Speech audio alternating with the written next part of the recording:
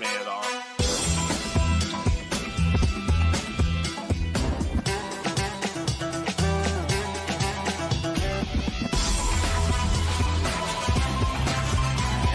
I guess.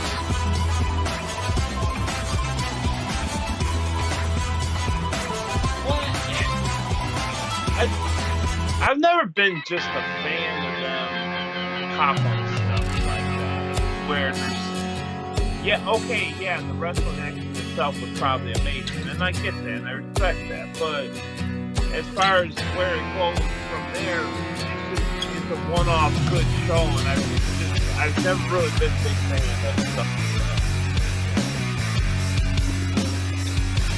Oh, Angel, yeah.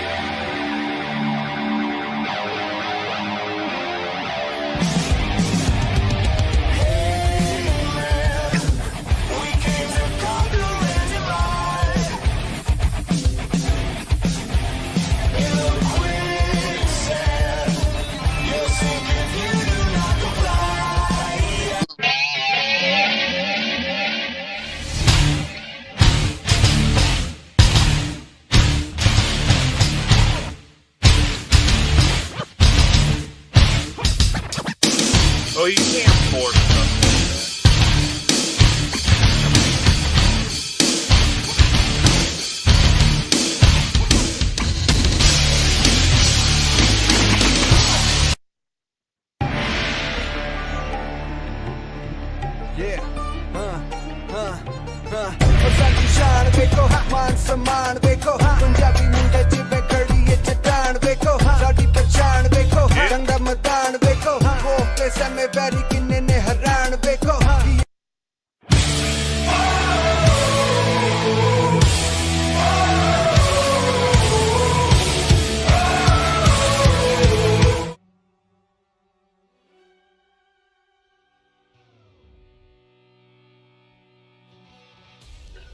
Ooh.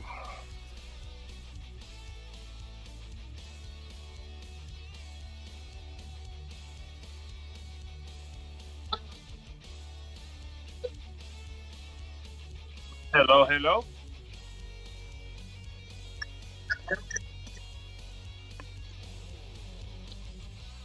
Hey. Yeah, it's a little Twitch shirt that I bought a while back.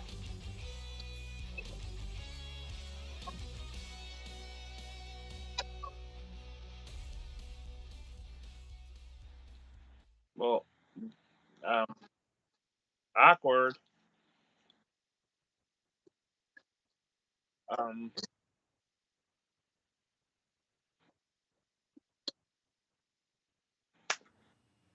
Oh, okay. Well, for some reason, didn't recognize the snowball. Hold on, let me see if it recognizes it now. Thank you, Gum Jones, by the way. I appreciate that. There you go. All right, there we go. Caution. All right, let's do that again. How about that? rewind. Yeah, we're going to rewind. Let's double check, make sure we're good. Hello. All right, we're going to see why. Good morning. What's up, Gum Jones? All right, let's do it again. We'll do it real quick. And then we'll... Okay?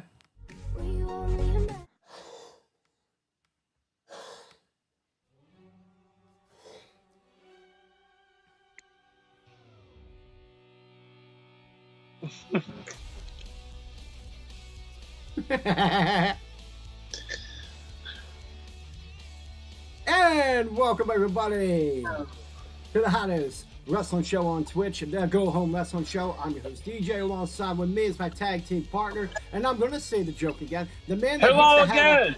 Hello again, exactly. The man that hates my hat, D-Shep. Welcome everybody. I'll tell you now.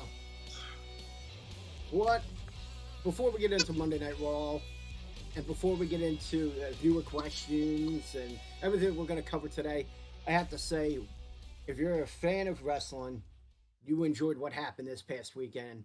And if you're a fan of tag team wrestling, I'm sure you shot a loaded too, like I did, because the Crockett Cup and then having the tag team titles, the main event at pay-per-view for Impact, man, it was a great, great weekend to be a wrestling fan.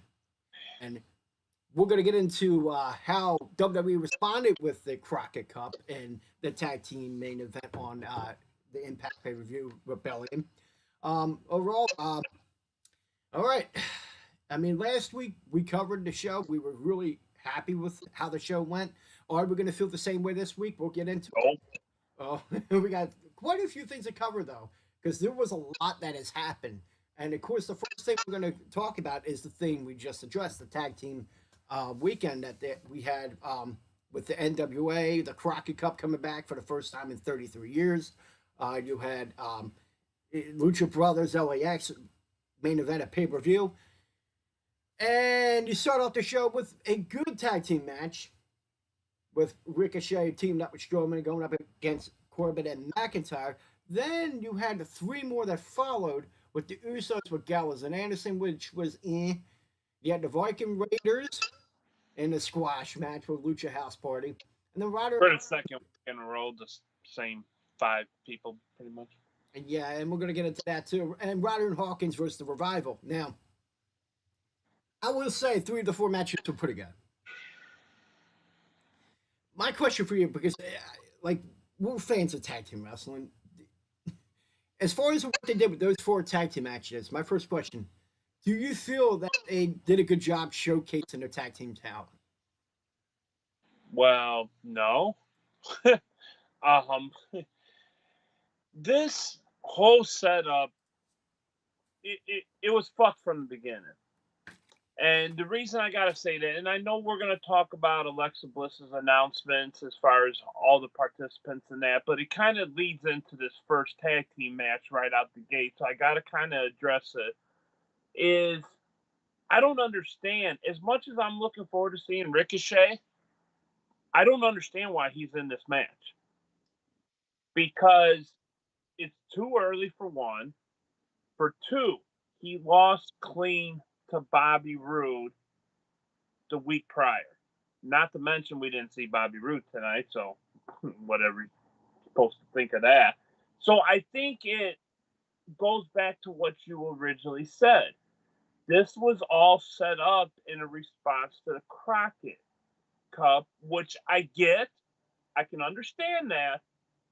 But if this went off last week's Raw, this entire show should have been booked differently. And when you abandon kind of what you built up the week prior and you go with this tag team setup in response to what you've seen, like you said, over the weekend, you could tell something was off right away from the first match. Because in my opinion, as much as I enjoyed the match between Ricochet, Strowman, and everybody else, it was a great match. I enjoyed the back and forth. Finish was clean. All that stuff, fine and dandy. As far as an everyday tag team match, I'd probably give this a solid 7 or 8 out of 10. I mean, it was a great match. It was. It didn't coincide with what they were setting up the week prior. And then, like you said, they went on to have more tag team matches. And, another thing I just want to address, because it's part of this problem, I think, why these tag team matches maybe didn't get the pop that they normally would have had. Enough of this goddamn shit where the wrestlers come to the ring and then you cut to commercial and then you come back and then the second team is already out there and doesn't even get an entrance. I mean, granted, that gets mixed up a bunch throughout these shows every week lately. The last couple months of that, I'm kind of getting sick and tired of that shit too. It was cool at first because it was something different, but you don't get that pop from the crowd that you normally get when these guys come out, because now. You hear a wrestler's music, you see them walk into the ring for about 30 seconds, and you know immediately they're going to cut to the fucking commercial break. So then, how are you supposed to get excited for that wrestler or wrestlers coming out to the ring if immediately they cut the commercial and for 2-3 minutes they're just dancing around like Naomi or somebody else to their music for a couple minutes in the ring, or the Usos with that awkward where they stopped the music and then they didn't know what to do. And speaking of, can you botch the Usos any worse than they have since they debuted on Raw? You had to 2 weeks notice in a that row. little fuck up that they did with the music. It made the whole sequence awkward. So what Yeah, did the dude. Usos basically do? Did they just sit there and rap for that whole commercial break Yeah. and dance around? How you that don't get me jacked up. Whatever happened to just the golden age of, man, here comes the baddest tag team on the planet, like the War Raiders. Amazing fucking entrance. And then Yep. you immediately cut the fucking commercial break. I get what you're saying with that, because yeah, It, it's a valid criticism from the WWE universe. The average fan, the average viewer, that's a good criticism because it takes away from the match right away. Here you are, you're excited about a tag team match or any match whatsoever, and you cut to a commercial. Okay, Now, granted, so I should take that back a little bit. That didn't happen with the Viking Raiders this week because they got jumped by it's Lucha House. happened But regardless. I was thinking of the week before when you have this broody, hardcore, Mhm. badass tag team. You play their music for 20 seconds and you go to fucking commercial break. Yeah, Now, the setup they did with the Luchas attacking them before the match was the only way that you could possibly sell this rematch or mhm. lack thereof, because the last week wasn't really a match. No, it was. So for what it was, at the end of the day, these tag team matches, this is pretty much the best response they could have had. You could have changed a few guys here and there, maybe not 4 matches, maybe only 2 or 3. Yeah, you could have did that. But overall, between the 4 matches, they were all pretty solid for the most part, except for that throwaway lucha match. But at least they had the attack prior to the match, and it was kind of understandable. But overall, I don't think it was that bad of a response because they just don't have the right people to give a proper response. Yeah, and going back to like the whole production thing, it does take away. And I know it's gonna be worse when you're in the live crowd. I mean, when you're there, yeah, it's like now you gotta sit there and wait until they continue. And most of the time, they don't even continue going back to the match. Like It really they cut. didn't jump out and get awkward until what happened with the Usos last night, because Oh that yeah, was just god awful. The crowd just went. yep. And then, like I said, they when they come back, they don't come back to the match right away. They either come back to a backstage promo, backstage interview, a make a wish, little video. They just don't get back to it, and it does take away from the product. And the one thing I would say as far as the tag team matches, and then we'll move along. If you wanted to do something exciting to respond to what happened over the weekend with the Crockett Cup, and then again the main event on Sunday night at Rebellion, if it was me, if I had the creative right, I would do a short tournament. All right, and main event it later on that night. Here's the thing: you would have had 4 tag teams go at it in 3 matches, and then if you really want to put that tag team, Yeah, on a pedestal, if you want to put the in the spotlight is the word I was trying to say. If you want to put it in the spotlight, you have them in 3 matches. You do yeah, you have it, number one contenders tournament. I like that. and the main event, you have them face the champions. If you want your chance, if you and it would show, in a way, it wouldn't hurt the tag team champions if they were to win. But also, if you have that team that will go through that tournament and face them and put them in put up a good fight in that match. But if they come up short or they win the titles, it really showcases them. It really puts them in the spotlight too in the tag team division because they fought 2 matches, went into that 3rd match at the main event. that was me. If I had that booking power, that's the way I would have done it. I like that. And the, that's what pissed me off. But going off what you said, as soon as I saw that one after another attack, after the second tag match, I was like, I know what they're doing. They're responding to the Crockett Cup. And again, continuity. There was no continuity when it comes to that because they ditched a lot of things that respond to what happened over the weekend. And I actually got in a debate with someone real quick, and then we'll move along about continuity. And he talked about the Attitude Era compared to today in response to the Cody YouTube video with the double or nothing. I'm sure you saw that. Mm-hmm. As far as continuity, there wasn't any continuity when it came to the Attitude Era. It was Smash Mouth TV, Smash TV, where one week they did this, the next week they completely ignored what happened the week before. Yeah. They did that. Only time they really continued with storylines were their main event guys. Yeah, it was all your like top 10 talent. Yeah, they didn't do that with any of the tag team, none of the hardcore, none of the IC. They never did that during the Attitude Era. It was always the world title they focused. No, if they did anything with groups of people, it was more like faction feuds and stuff like that than tag teams. Yeah, you're right with that. So yeah, that's where I'm at with that. And I thought it was a horrible response to what happened this weekend. But I mean, there was not all negatives. There were some positives that came out of this, and we'll get into that later on the show. But next thing we're going to talk about is the women and men on the Raw roster were announced for the Money in the Bank matches. Alexa Bliss came out twice last night to announce the Raw participants for the men's and the women's Money in the Bank matches. The men representing Raw will be Ricochet, Braun Strowman, Baron Corbin, and Drew McIntyre. And then the women representing Raw will be Alexa Bliss, Dana Brooke, Naomi, and Natalya. My first question for you is, what are your thoughts on the announcement of the participants? How do you feel about that? First things first, men's.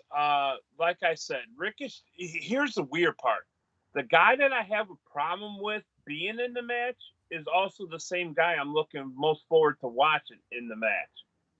Ironically, it just Strowman. You understand why?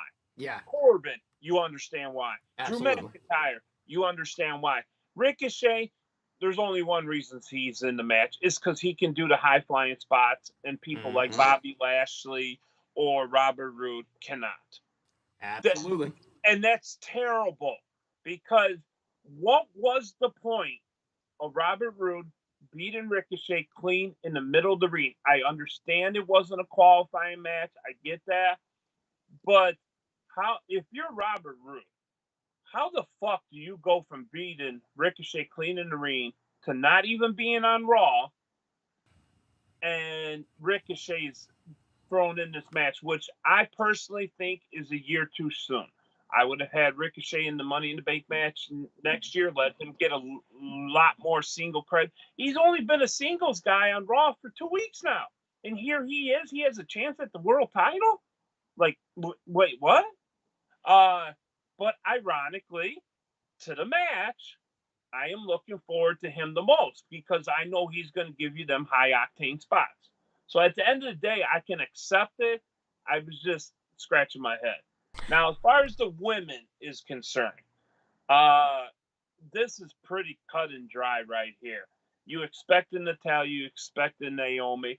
You probably even expected Alexa, because finally she's going to be back in the ring. You knew it had to come eventually.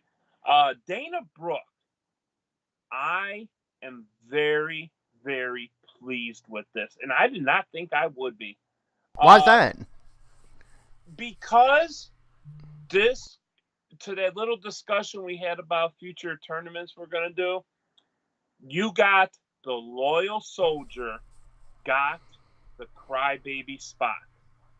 Because this was Sasha Banks' spot.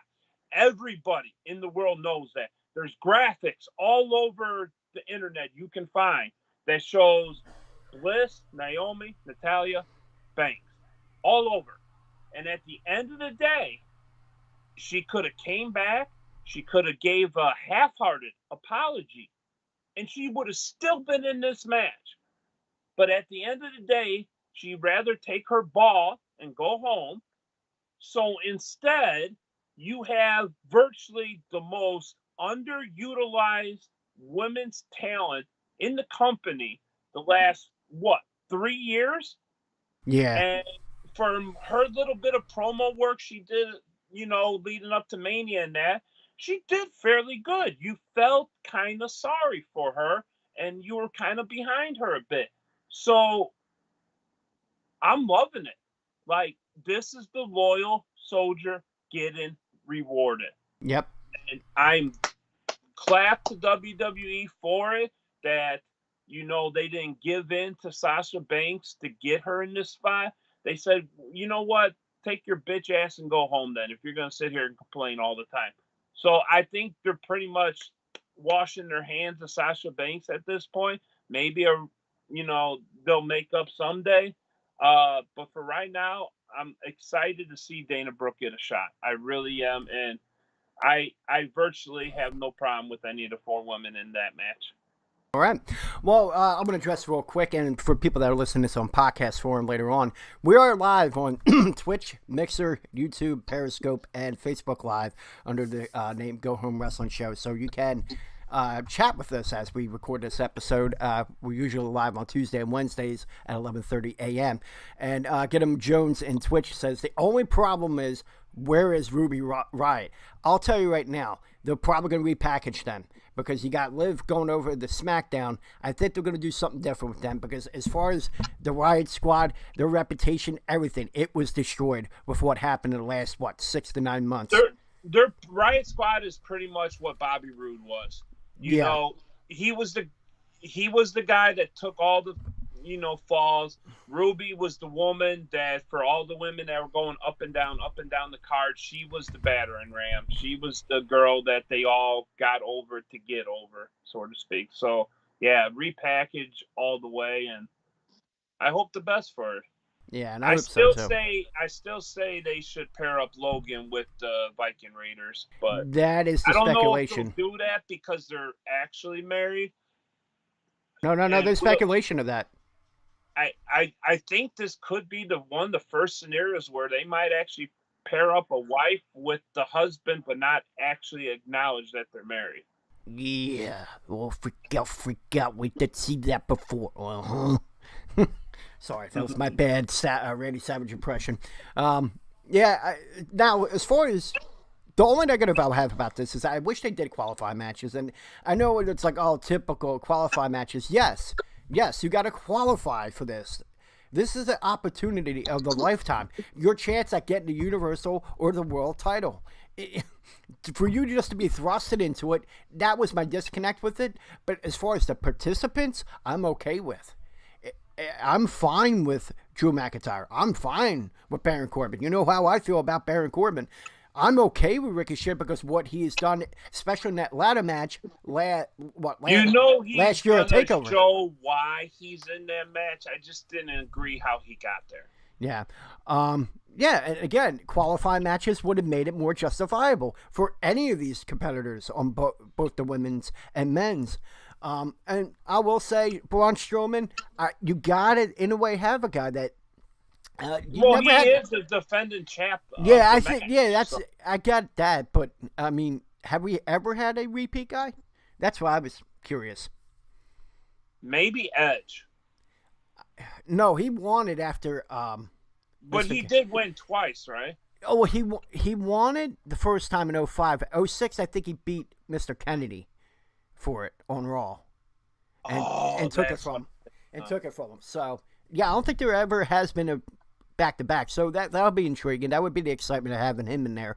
The possibility of seeing a repeat Money in the Bank winner, which has never happened. Get 'em Jones says NXT North American Championship ladder match. That's what the match I was referring to at TakeOver last year. I mean, as far as what he did in that match was incredible. And I'll tell you right now, yeah, he may not get the victory, but I think it's a good thing to put him in that right now. I just don't think he will be competing for the world title or the universal title anytime soon. But this would be a good step, to really showcase what he could do if they haven't done that in the last 2 months. But overall, I'm okay with the competitors. I just didn't like how they did it. They threw him in it without doing any qualifying matches. What about the women? How do you feel about all 4 women? Oh, I'm sorry. Yes, Alexa Bliss, I'm okay with, obviously, because, last year, going with the repeat. Dana Brooke, long deserved, as well as Naomi. And Natalya, I'm going to be completely honest with you. I don't get it. I don't even think Natalya's going to be able to climb the whole ladder. No, I don't get it. I think if you were, maybe Ruby Riott, but I think they're going to repackage her because that Riott squad is completely ruined at this point, creatively. So, that's the other one I don't completely get. But everyone else, I get it. And Dana Brooke, I mean, this is a great opportunity for her, and I hope she knocks it out of the park. I've been enjoying her work as of late. Splitting from Titus Worldwide was a good thing. Oh, God, yeah. She's been amazing with what little time she's been given. Yeah. So, and a lot of people didn't like her promo about a month ago. That was a great fucking promo. Yeah, I thought it was. I don't know what people were smoking and hating on that. Yeah, that promo was probably, honestly, if you throw any Becky Lynch, Ronda, Charlotte BS out the window, that might be the women's promo of the year. Yeah. No, I would agree with you on that one. I definitely do. But, I mean, like I said, she deserves it. As far as the women, I actually want to see her to be the one. Yeah. I want her. That would be a surprise winner, and I would like to see her be the one that wins it. But again, we'll see in about a few weeks at Money in the Bank, and then of course we'll find out tomorrow who the participants are for SmackDown. All right, and we'll see when that happens.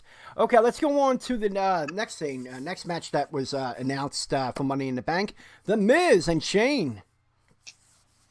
Now, I'm going to get into this real quick. I'll explain what happened. Of course, we'll go into it. There's a lot of criticism on this one, too. I don't get it. I don't understand. We'll get to that.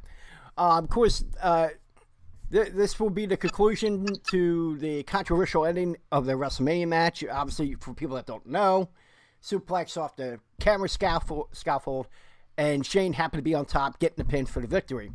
Of course, last night, The Miz had Bobby Lashley on as a guest on Miz TV. Of course, after taking jabs back and forth against one another, Lashley mentioned The Miz's dad, which set The Miz off. He ended up attacking Lashley, and that resulted into a one-on-one match. Now, during the match, Shane McMahon came out, tried to distract him, tried to throw him off his game, and it didn't work at first because he was staying on top of Lashley, but eventually it got the best of him. He was distracted again by Shane, allowing Lashley to nail The Miz with the spear, getting the victory. And, of course, they attacked him after the match. That didn't, sit well with The Miz.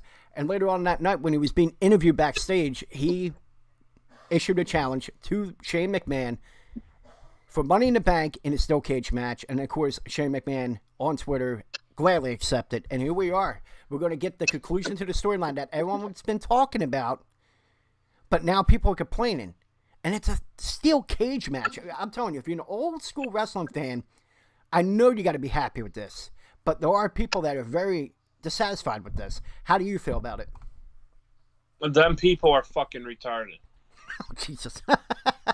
And that goes for any viewer that's listening to this right now. If you have a problem with this sequence right here, you can go fuck yourself. Pretty much for me, this was the highlight of Raw. I don't care. Some other stuff might lead to better stuff down the road. Sure. Yeah, whatever. The segment, Miz TV, was fire. The stuff with Lashley saying what he said, fire. It did get a little awkward during the match with Shane failing on the distraction at first. So for that, this whole thing had its ups and downs, and I get that. But at the end of the day, this was a great setup for this rematch. And with Leo Rush having the backstage heat that he does, of all the people to replace him, Could it be Shane McMahon? And let me tell you right now, from what little bit I seen last night, I am loving the chemistry between Shane McMahon and Lashley. Now, if they decide to move forward with this, obviously, what's the next step? Lashley in some way comes out and prevents Miz from climbing down to win the match. The typical heel thing to do. You have a guy on the outside prevent the good guy from climbing over the cage. It could lead to something huge for Lashley. And immediately, you go from a heel in Lashley to annoying little shit in Lio Rush. It made Lashley not seem as much of a credible heel. But now you pair Lashley up with another credible heel in Shane McMahon, the possibilities could be endless, and I think this could lead to a huge push for Lashley. And then the next step after this is clear. Seth Rollins retains over AJ, and then you lead to a potential Seth Rollins-Lashley feud with Shane mixed in. And then you could potentially even have Triple H say some things on Seth's behalf. But then you have Shane saying things on Lashley's behalf. And then you possibly lead to that. They want to have that one more match for some odd reason, a Triple H and Shane, and it could be the start of that. And I'm telling you, this whole thing, yeah, ups and downs, but at the end of the day, highlight of Raw, in my opinion. As far as what you said, I love your idea. It's simple, and it would work. And if anyone can make it work, it's a guy like Seth Rollins. It's a guy like The Miz. It's a guy like Triple H and Shane. And the guy that I am most surprised with was Bobby Lashley last night. And people he knocked it out of the park. I think he did a great job. Little shit the fuck away from him. I think he did a really good job. This was probably his best mic work since joining the company in a year. Absolutely. And this was the Bobby Lashley. If anyone watched him over at Impact Wrestling, this is the Bobby Lashley you saw. It was a little more evil, and hopefully they could allow that. But Bobby Lashley, shit he used to do on Impact that you're referring to, especially when he was feuding with MVP, that shit was that was Lashley just amazing. Because it was the old school Nation of Domination shit where you fight the system, and then he eventually joined up with him, we all know. But this was that Lashley. Yeah, and that's what I'm talking about. It was amazing. And we were talking about that a year ago as far as that bad feud that he had with Sami Zayn. And I'm like, this is not the Lashley I know on the mic because he doesn't seem comfortable at that time. At that time, he didn't seem comfortable. When he was in Impact. That's why they paired him up with Lio Rush in the first place, to have that mouthpiece. But, But he's a guy that doesn't need it. How lucky we are to be in this situation now with Lashley, mainly because Lio Rush fucked up backstage. And we're talking about a lot of that going on right now with Sasha Banks. Naomi's fucked up in the past with backstage politics. And now we got Lio Rush basically losing his place because of that, too. These people just got to stop feeling so goddamn entitled about their spot and be a loyal soldier like someone like The Miz. And Miz is going to set off Lashley into something potentially very fucking huge this summer. And it's going to be amazing to see. And then eventually, fucking Miz can go fuck off and go for the U.S. title and stuff like that down the line. Sure. And he'll have his typical mid-card stuff going on. But Miz is that ultimate mid-card talent that can launch other mid-card talent into the stratosphere. And I know they'll throw him a bone eventually. And that's why you see this guy not complaining. That's why, look what he's done because he hasn't complained. He got a reality show. They got him other opportunities to really keep him in the spotlight and without being a champion. And some people, here's the thing, you don't always have to be a champion. Think of people like Roddy Piper. There's some people that just don't need the title. You're over whether you're a face or a heel, and The Miz has proven that. And it leads to the Lio Rush situation too, because Lio, the main issue that's being reported is that he was going around telling people that him and his wife were going to be the next Miz and Maurice and get a reality show. And when I first heard that, I was scratching my head like, who in their right mind would have any interest? I don't know what Lio Rush's wife looks like. I never did Google that, so I may need to do that someday. But who in God's green earth would be interested in watching a Leo Rush reality show? Get the fuck out of here. The only thing I'd be interested in him as far as is the remake of The Pest. Going on with what you were saying with the title picture. Now, here's the thing. You got a guy that lost to Seth Rollins at WrestleMania, has not got that rematch, even though it's not guaranteed anymore, but they still kind of do it. How would you feel about this, that Lesnar comes back around SummerSlam? Then you have him wanting a rematch, building up Lashley to the point like, no, I'm the next guy in line, and get that match that people have been wanting since he joined the company, and have them two in a major match at SummerSlam, winner faces whoever's the Universal Champion at the next pay-per-view. I'm down with that. We've been hearing about the potential Lashley-Lesnar match for so long now. Yeah. God, I just want to see it at this point. I really do. Yes, I know it'll be a 5-minute match. Yes, I know Lesnar will hit his spots. Lashley will hit a few spares. And if I was a betting man, I would probably say Lashley, if they ever do have that one-on-one match, is going to be the guy that gets the dub on that. But I just want to see it already. Yeah, I know it's not going to be a wrestling clinic, but I just want to see them two guys go at it. Yeah, and that's what everyone's been wanting. And I know Sammy's saying, "Oh, you want everything instant gratification," but no, this is something, an opportunity you do not want to miss. It's that dream match that later on down the road you don't want to go, "Oh, I wish they did that." And I'm glad hoping you mentioned Sami Zayn. Because if you do decide to do that number one contender match with Lesnar and Lashley at SummerSlam for who fights for the title after SummerSlam, what better guy to potentially face Seth Rollins at SummerSlam than Sami Zayn? Yeah, that would be a good match. And it builds up to him, and he could be a hypocrite if he somehow thrust himself in, not deserving of it. Yeah, that would be great. And a good heel, because I don't think be a hypocrite. Anybody at this point expects AJ Styles to win the title over Seth. So absolutely not. A potential guy down the line to maybe have that realistic chance, but probably still won't. I would go with Sami Zayn.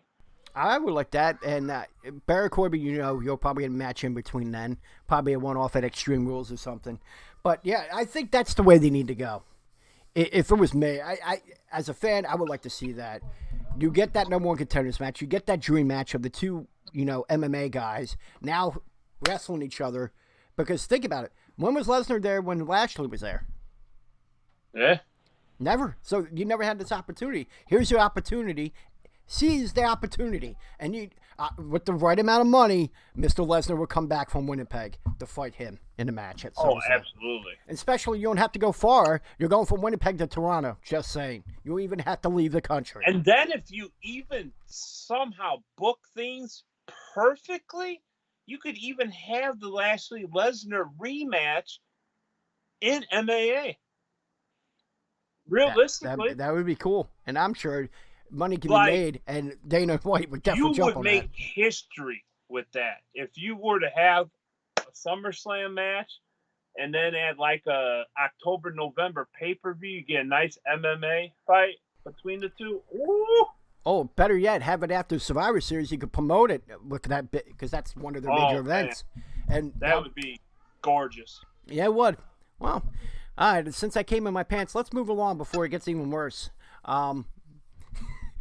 The next thing we want to talk about, of course, is the Man and the Bell. Well, it's time to come in your pants some more. Yeah, go at it God again. Damn, Lacey. Woo! They go at it again. The segment started Becky came out to be interviewed by Charlie Caruso. She was asked about defending 2 titles in one show. She stated that she refused to stand back and just protect what she had. She wanted to fight. And then they showed a short video of the events that happened the week before. Lynch then called out Evans. She came out and spoke her piece real quick before getting into a scuffle with the double champion. And, of course, they had to be separated by personnel. I mean, it was short. It was sweet, to the point. I think they knocked it out of the park. The best things that happen, or things that very few things are spoken about, this is a prime example of what being over without saying a lot. Without, Oh, absolutely. What we saw at WrestleMania. This was done in such a perfect way that you didn't have expectations when Lacey came out. You really didn't, because what did everybody probably think? They thought she was going to come down to the ring, talk a little shit, and walk away because she wasn't attacking from behind. I don't think nobody expected her to throw down her mic, peel off her little dress she had, and then just start fighting. I think that took everybody and set them back right away. It was like that moment in a good movie when you sit back and you're like, oh, and then you're like, damn, they're going at it. I did kind of think the security came out just a tad too fast. I would have liked to seen that go on for another 30 seconds to a minute before security came out. I actually agree with that. Just a little bit more. Not much. I just wanted to see one of them hit like a big spot first, and then the people come out. But as far as the little bit of fighting they did while the security was trying to break it up, it was perfect. I think, like you said, instead of doing the typical voice thing to try to get someone over, less was more here. Lacey stopped talking. They just got down to fighting. And I think at the end of the day, that got Lacey over more than doing the typical heel thing that would have just been shooting off a couple comments and then scurrying off to the back. So I'm glad they didn't do that. I think this was pretty much a 9 out of 10. Like I said, only little minor hiccup. I would have said they could have fought a little longer before security came out, but otherwise this was perfect. I agree with you. In Tangent, Texas on Mixer, how are you doing? And welcome to the show. Yeah, I agree with you. Less is more. It worked, and I the only thing is that I disagree with you is the security. I think it was right timing because it wanted you to want more. You wanted more out of this, and in that aspect, you're right. That's why I was like, you know what? I like that. Boom, short, sweet. They did what they had to do. Very few words had to be spoken, and they did what they had to do, and they're talked about. If it wasn't a Miz thing, this is another thing that a lot of people were talking about, and they were talking in a positive manner, not so much negative. Absolutely. So that's good to see, and I can't wait. I'll tell you now, this is going to be a great, great fucking match. Oh, yes, definitely. What's up, Force Nature? I fully expect, just to throw a little prediction out there a little early, I fully expect Becky to get the win against Lacey, but then I also fully expect Lacey to come out later and cost Becky the match against Charlotte. I had a thing because we saw this thing last week that we talked about it when she said, I'm going to grab both of those titles. Really? Well, I thought the title was on the line. They were all women's title, not both. I think she just fucked up and misspoke. Hear me out real quick. What if she was to win that and then pull the little Becky thing? When someone's hurt, someone gets hurt backstage, she steps in, wins the Money in the Bank. Later on that night, cashes it in and walks out with both titles. It would be something, but I don't picture that happening. I just think it would be funny, but you would completely bury Becky in the process. That would bury someone. I mean, dropping both titles same night, yeah, that would be bad, but in that manner, it'd be even worse. And, well, I know from experience from my backyard wrestling days, dropping 3 titles in the same night, it's kind of embarrassing. You don't want to be in public after that. Yeah. I refuse to go to Wendy's afterwards, like I did after every wrestling match. What's up, IWA Blaze? Welcome everybody. So yeah, I can't wait to see where they go from there. Again, short, sweet. Can't wait for next week to see what they do with that. And going along from that to well, we were talking about the universe and how the universe reacts to things. Well, here's the man that's been addressing all of it in the last 2 weeks, and that is Sami Zayn.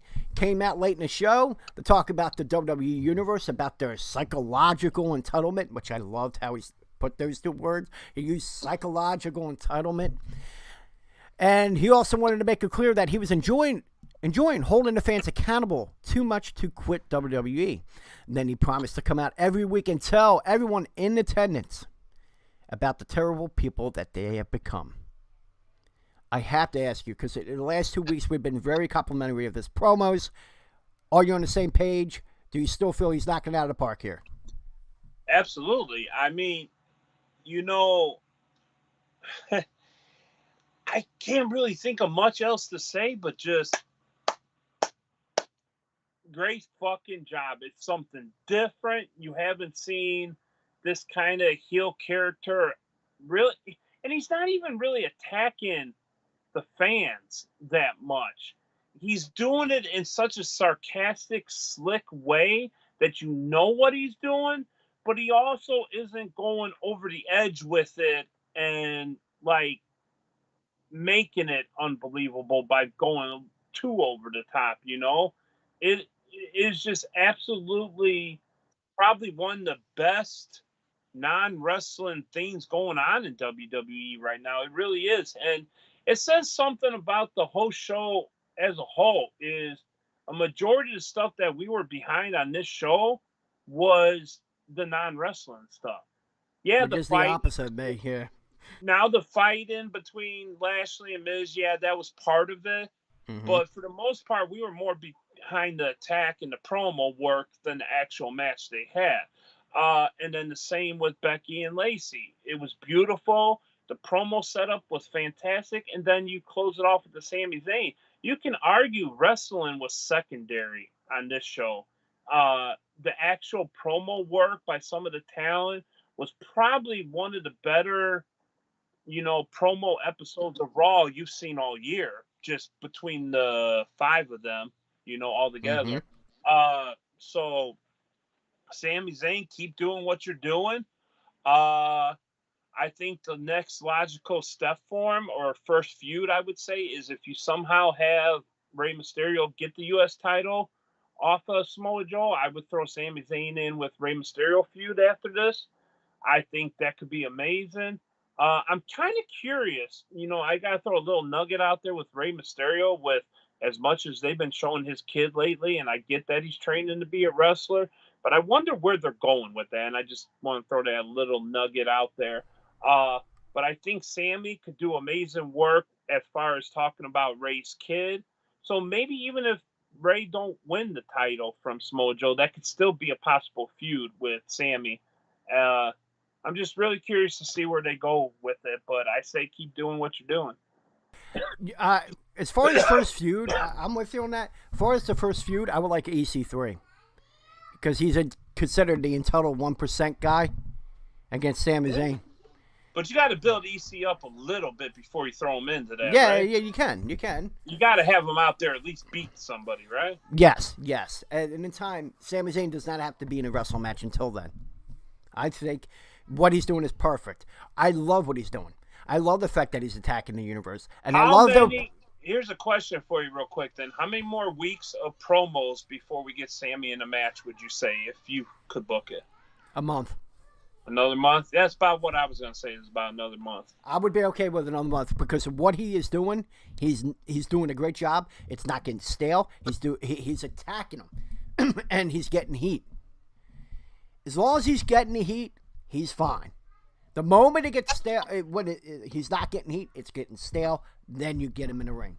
But what he's doing is attacking him in real life. He's taking everything that is very critiqued on wrestling Twitter, on any of the YouTube videos. They see what's being said about them. And he's taking it and turning them into great promos. And the psychological entitlement. I love that. I love what he said there. Because it does say it all about wrestling Twitter. It's like we talk about the negatives too, but we focus on a lot of positives on this show. I hear a podcast that's all negative, and then you have podcasts that are just like us, where they focus on both sides, where they failed and what they have done very well with. I just don't like all negativity, and with wrestling Twitter, you're going to get that. But overall, he did a great job cutting that promo. Absolutely. And I can't wait till next week, because one week he was talking about his trips and how his 9 months away from the company was so great. This week it was entitlement. We'll see where they go from there. And it's great writing. Whoever's a part of this, I commend them for this. This is great creative right here. Absolutely. All right. Going on from 2 good promos. Now we go from 2 good promos to a contract signing with promos to end the show. They had Seth Rollins and AJ Styles sign a contract for the Universal title match in 3 weeks at Money in the Bank. The Phenomenal One talked about how he had what he has done on SmackDown Live, and his ambitions for Monday Night Raw. Of course, the architect responded by talking about this being his brand. Of course, you were expecting that. Styles, a question of Rollins without his brothers and was worn down from his fight with Brock Lesnar, and would he be able to stand up to the stamina of AJ Styles? Of course, they signed a contract, but after the contract signed, the Universal Champion refused to shake his challenger's hands. Styles then attacked him, ensuing a brawl. And of course, to end the show, Phenomenal One planted the Beast Slayer with a phenomenal forearm through the table to end the show. I mean, holy! I thought it was good. The promo that AJ Styles had on Rollins was incredible. Rollins' response was okay, but I think what saved that was what AJ said. And going on with what people were saying promo-wise with Bobby Lashley and AJ Styles, that people aren't that great on the mic, those two really shined last night on the mic. You may disagree. I thought AJ did great on the mic last night. And I'm excited for this match. I can't wait. So what's your thoughts on the segment? This was meh for me. This was your typical eh. Here's one thing I'd say. AJ Styles, if he would just shut the fuck up about making fun of factions, brothers, homies, whatever you want to say. His promos are unbelievable then. But for any solid wrestling fan that knows AJ Styles, he made his come up on factions and brothers. You could list 20 superstars that's been associated with AJ Styles in various factions through various companies. That's the only part of AJ Styles I am sick and tired of. You just need to stop with that. Besides that, if you just stuck with the house that AJ built on SmackDown against the house that Rollins built on Raw, fucking beautiful. You didn't need to include the faction thing. That's my only complaint. And the rest of it was about your typical, like Adam Jones said, nothing shocking. There was nothing that really jumped out as far as, oh my God, I can't believe you went there, man.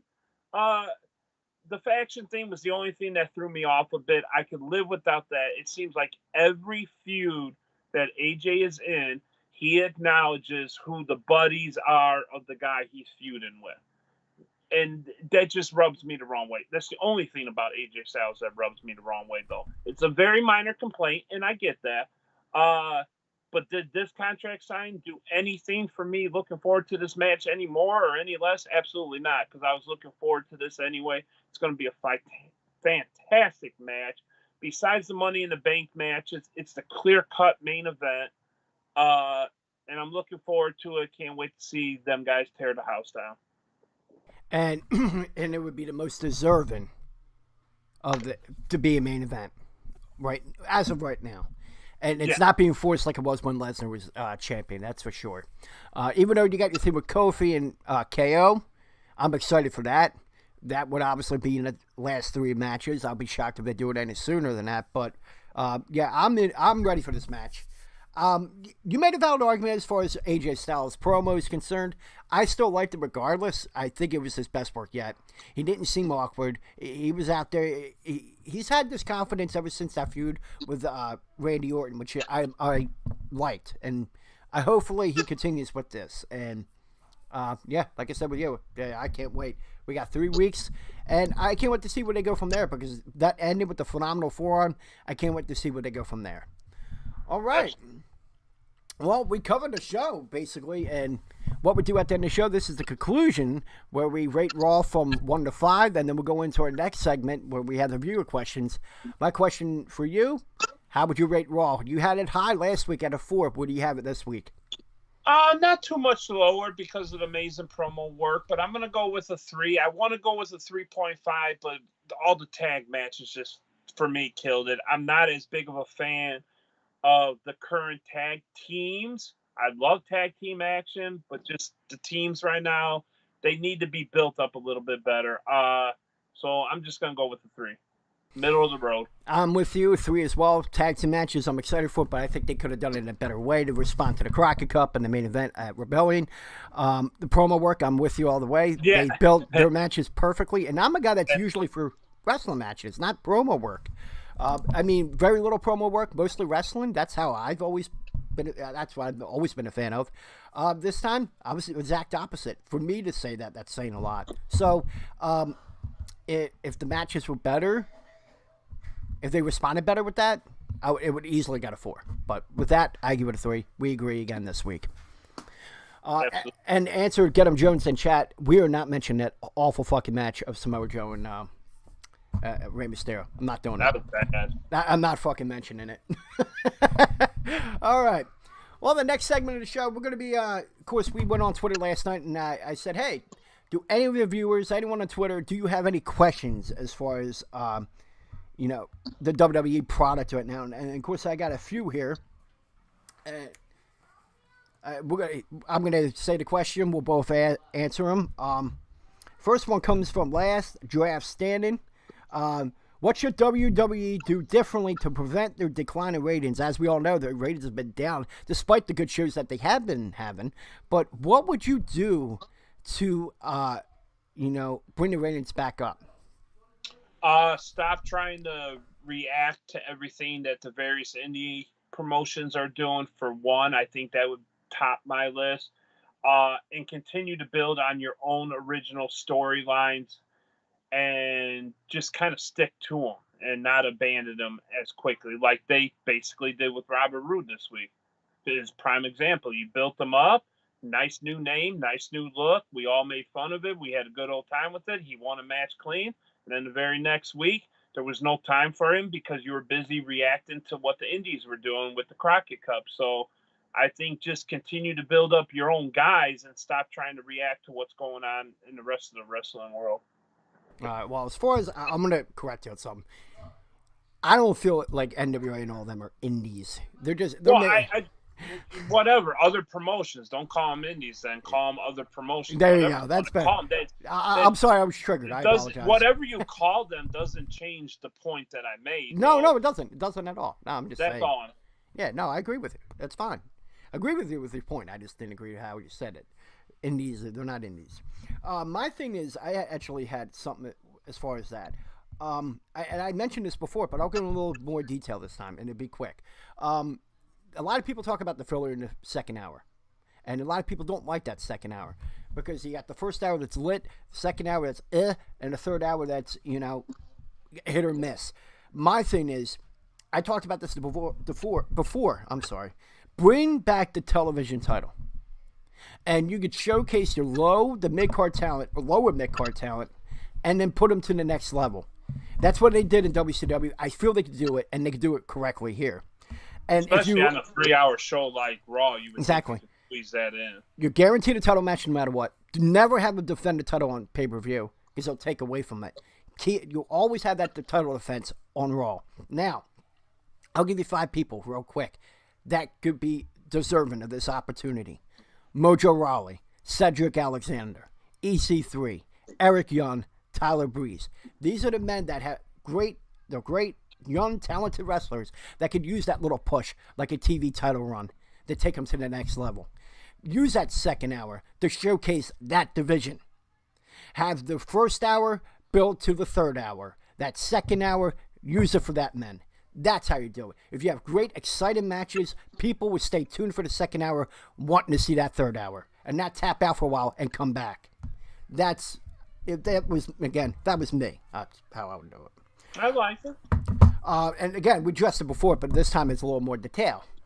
Oh, and Apollo Crews, well, he's on SmackDown. If SmackDown goes to 3 hours, yeah, have them do it there. But right now, it's still speculated that they're going to be 3 hours. It hasn't been confirmed yet. Josh Town says, what kind of name is Ivar? I don't remember Leif Erikson having a guy named Ivar, and don't remember Minnesota having a lineman named Ivar either. I know that had to be a joke, but I think it would go along with the whole Viking Raiders thing. I think the name is freaking awful. They should have kept their names. How do you feel about it? I don't even remember their new names half the damn time. Ivar and Eric. Yeah, that's why I said I don't remember them half the time. Oh, that's what I'm on you again. That's my biggest complaint with their names. It's not the overall tag team name thing. I think they finally got to a good name with that. Yeah, it was a little bumpy ride to get there, whatever. Yep. We can continue to make fun of that for years, of course. And we will. But as far as their actual individual wrestler names, yeah, they're nothing that jumps out at you about them. They're very easily forgettable, and it's terrible. Okay. As far, yeah, I'm with you on that. They should have kept their names. Tag team name, Viking Raiders. I think that's their best one, and we all know why they did it for merchandise and all. So, here's the point I'll make about them. For me, the most, you can let's say you poll the wrestling world. You can ask 100 people what their two names are. You might get, let's say, 60 out of 100 to name the two names, right? Okay. Mm-hmm. So then out of them 60, how many could point and go, Eric's that one, Ivar's that one? Probably less than 50% of them 60.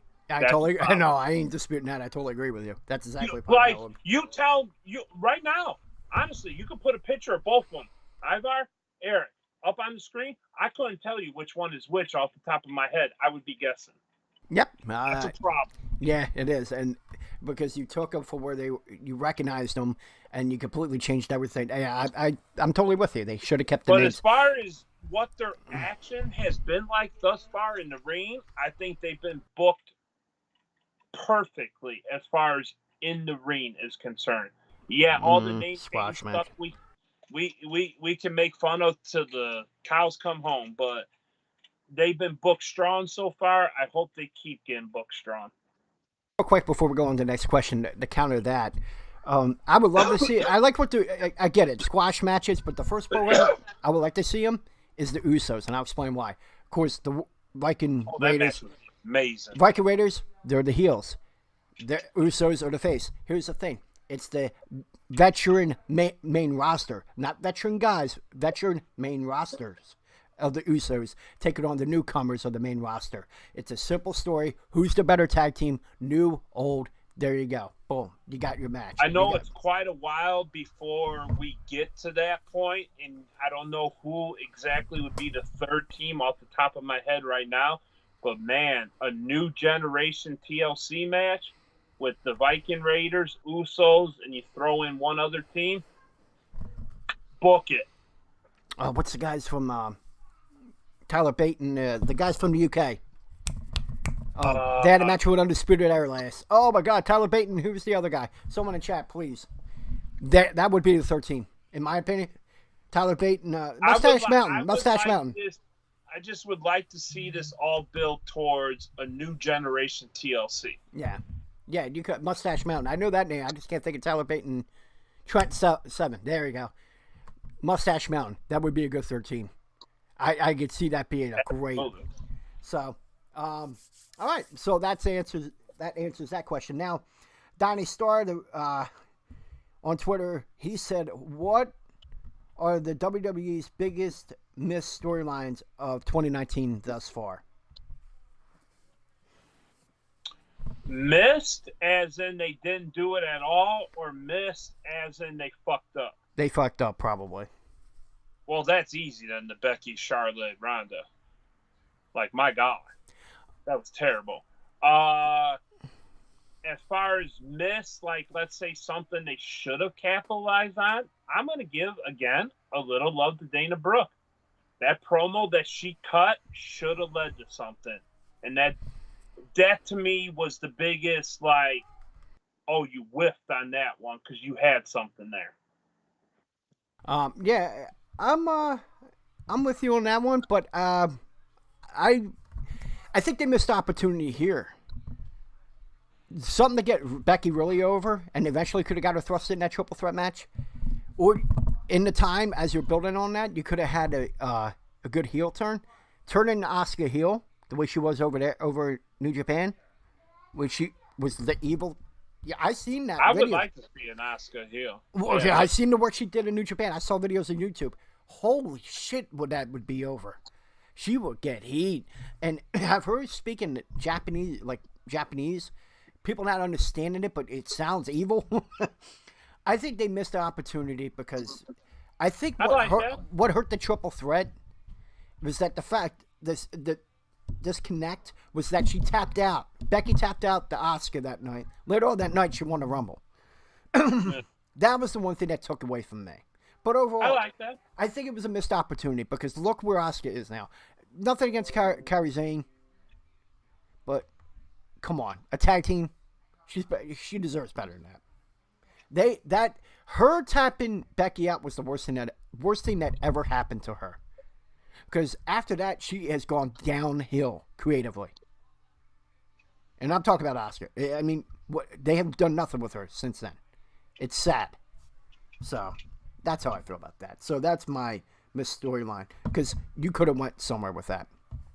Okay, the last question is from Twitter as well. Wrestle Featured says, thoughts on the new pay-per-view name, Stomping Grounds. Of course, they got rid of the Backlash name, and they're saying Stomping Grounds is the new name for their June pay-per-view. What do we think of the name? First, I don't even know. It's awful. It's just straight out awful. It's bad. I saw something on Twitter because I kind of agree with it. It was kind of the first thing I thought of. It was like a rock movie. That was the first thing I was thinking of. It was a movie that The Rock would be in. I'm not liking it. What do you think of the new pay-per-view name?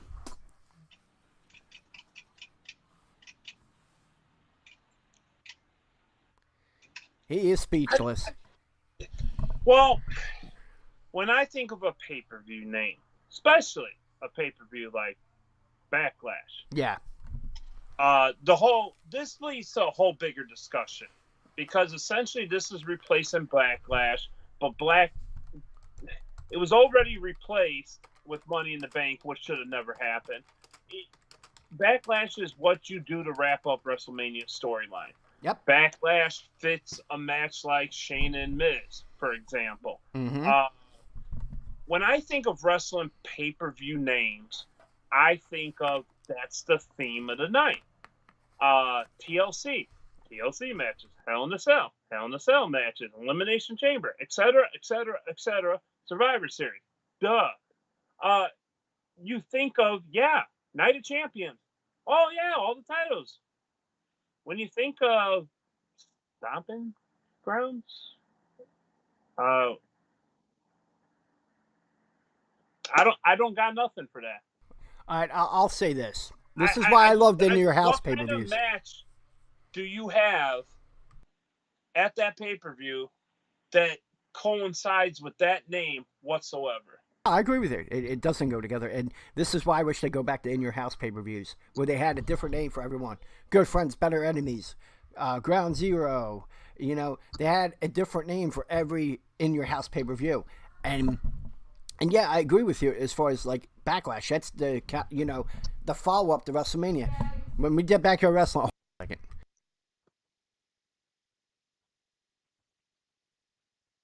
a second.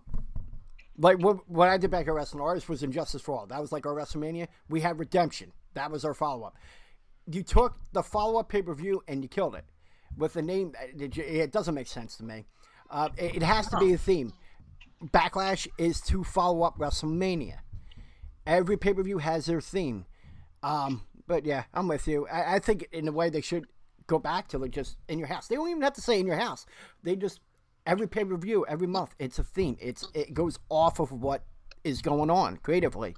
The biggest feuds collectively. I mean, I don't like the name either. The answering question, I think it's awful. No, it really only fits one wrestler, and that's Seth Rollins with the curb stomp. Other than that, yeah, where do you go with it? I don't know. Yeah, someone should get fired for that one. That's bad. Yeah, that is bad. And real quick, answer a question, and then we'll end that show. Is Force Nature says, wouldn't it turn out like Andrade though, with the crowd chanting what? No, if you have heard like going back to the Asuka thing, if you have Asuka speaking Japanese and it looks evil, it comes off evil. You could even get someone like remember Sonny Ono? WCW days. If you get that, Japanese guy to be the translator, you could go that route too. She speaks the Japanese, it comes off evil. If you cut the promos, there's no subtitles, no nothing, just her going off in Japanese, but it comes off evil. That will do a lot for her. She doesn't have to speak English to get over. But I also think with that comparison of Andrade and Asuka, there's a little difference in how they speak too. The way they have Andrade speak when he speaks in Spanish, he does it in that seductive, slow speaking way, which is really prone. Like when I used to work construction. And I worked with a lot of Mexicans. When they spoke, it's like rapid. There's no time to say what or anything like that. When Andrade speaks in Spanish, he does it so slow that he almost puts out that opportunity to say what. He's throwing that softball to him. Asuka, if she's a Monster Hill and she's just going off about, you're not ready for Asuka. I think she would speak so fast and so monstrous that you wouldn't have as many opportunities to say what. Yeah, I totally agree with you on that. That's a great point. But yeah, to answer your question, I think it wouldn't even matter with her. All right. Well, we came to the conclusion of the show, and for everyone that watched us live today, thank you so much. Of course, everyone that's listening to us on podcast, thank you as well. Big response since going over to Podcoin. We jumped up 20%. Yeah, let's get it out. We jumped up 20% on our downloads. So thank you for Podcoin. They even put us on the front page for the week. So you go listen.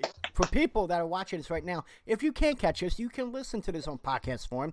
We'll have an episode today covering Raw. Tomorrow we'll have one covering SmackDown. And on those platforms, you can listen to us on is Spotify, iTunes, Stitcher, Google Podcasts, Podbean, Anchor FM, and of course our new platform, Podcoin, which people, if you listen to us on there, you actually earn points to get gift cards and things like that. You technically have paid to listen to us. So, you can get gift cards for, GameStop and all. They have a good catalog. Check it out. Podcoin on Android and iOS operating systems. Then use code Shitty Hat for 10% off.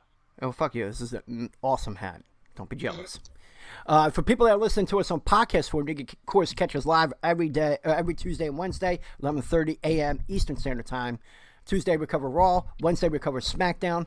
And you can watch us on Mixer, YouTube, Periscope, Twitch.tv, and Facebook live stream under the name Go Home Wrestling Show. And then, when we're not live, you go follow us on Twitter. He's at DShep1979. I'm under Go Home Wrestling. Ladies and gentlemen, we are done. Thank you for tuning in. Pretty good show. Had a lot of fun.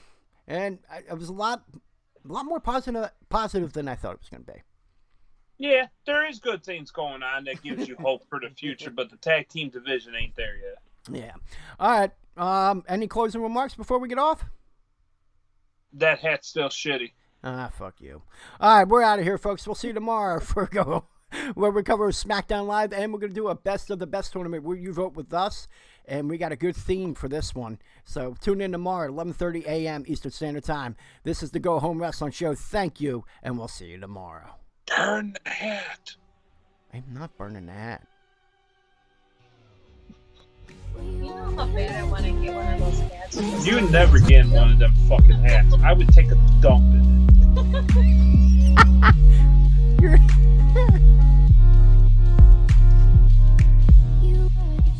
And then that would be our new logo for the show of my shit sitting in that hat.